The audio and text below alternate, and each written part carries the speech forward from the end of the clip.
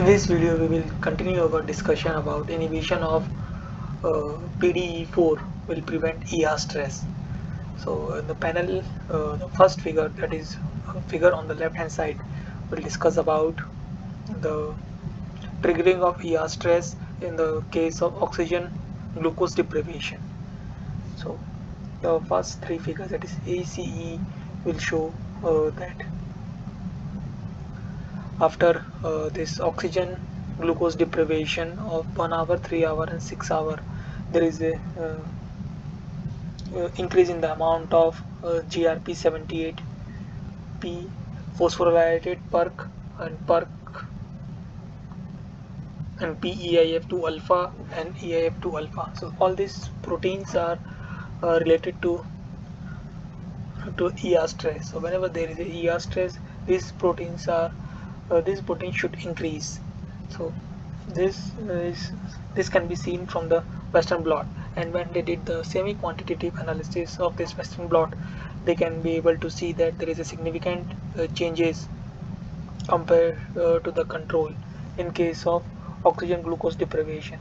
Like in the case of GRP78 by beta tubunyl, there is significant changes in the condition where cells are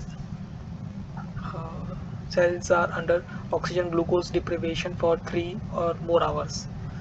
And for this phosphorylated PERK and by PERK, we can see that there is a upregulation of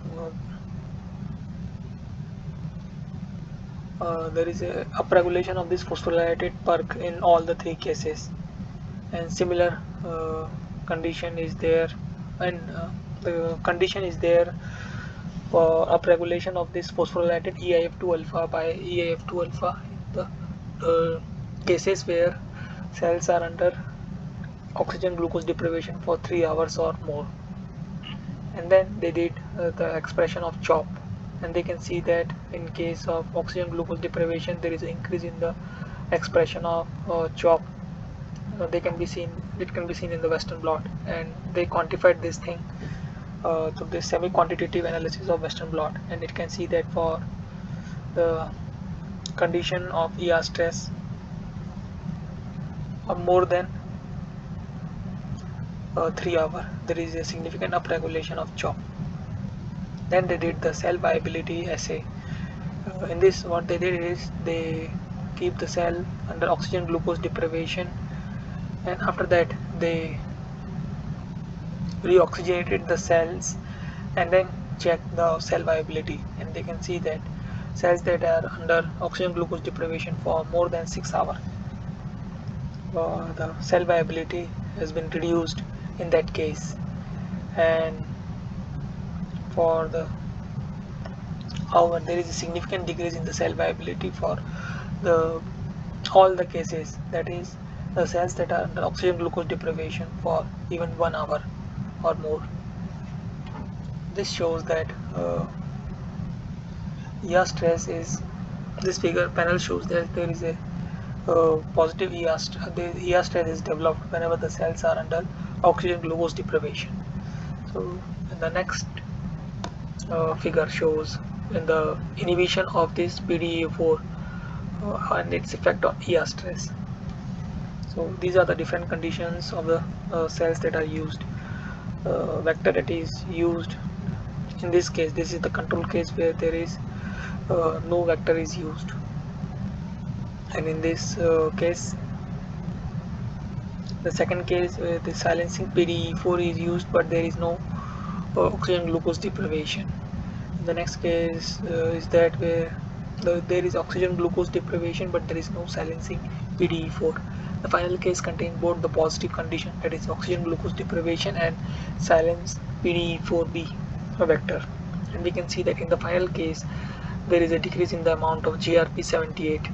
So this shows that the inhibition of this PDE4, even though there is a ER stress, even though there is a ER stress signal, that is OGD, however there is not much upregulation of this ER stress associated proteins, that is GRP57, and same is the case we can see in the case of this P phosphorylated EIF2 alpha and the CHOP content is also reduced compared to the case where there is only ER stress and there is no PDE4B, and these things are quantified in the next panels, that is panel B, D and F, and we can see that in case of the ER stress or in case of this oxygen glucose deprivation and without silencing PDE4, there is a maximum production of GRP57 by tubulinol.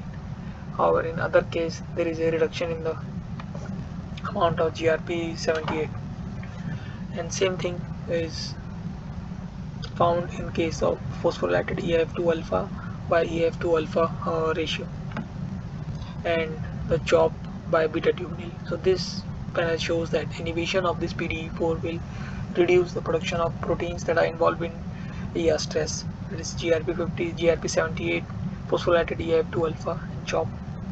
Then they did the cell viability assay, and this they find out that cells that are under only oxygen glucose deprivation has the lowest viability compared to the other case.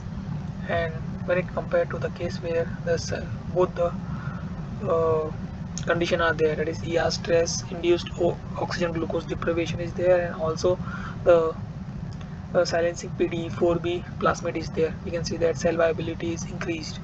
So this shows that ER stress could be reduced, ER stress could be less, and because that could be the reason for the increase in the viability. In order to check this, they also check the content of this protein, that is pro-Cas3, or we can say the cleaved Cas3, as it is one of the signature protein for apoptosis that is being produced by ER stress.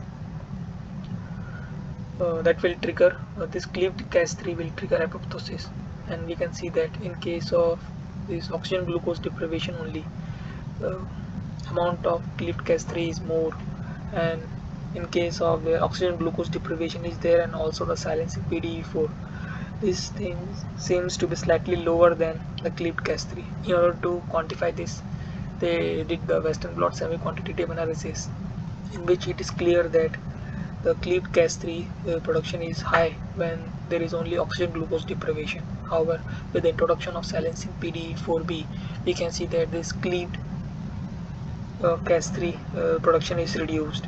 So this indicates that apoptosis is reduced through the inhibition of this PDE4 or silencing of this PDE4. It could one point, the point that the author made in this paper is seems to be substantiated by this experiment, that inhibition of PDE4 prevent ER stress. Thus, it will reduce the production of cleaved Cas3. Thus, there is less apoptosis that is observed in the cells. So this is the two figures. First figure shows that OGD is the positive indication, positive instrument in order to positive strategy in order to trigger ER stress, and second one is the silencing of PDE4B reduce the ER stress. So if you need to understand this thing or this story in detail, you can go through the reference that has been provided in the description and read the complete story. That's all for this video. Thank you for your time.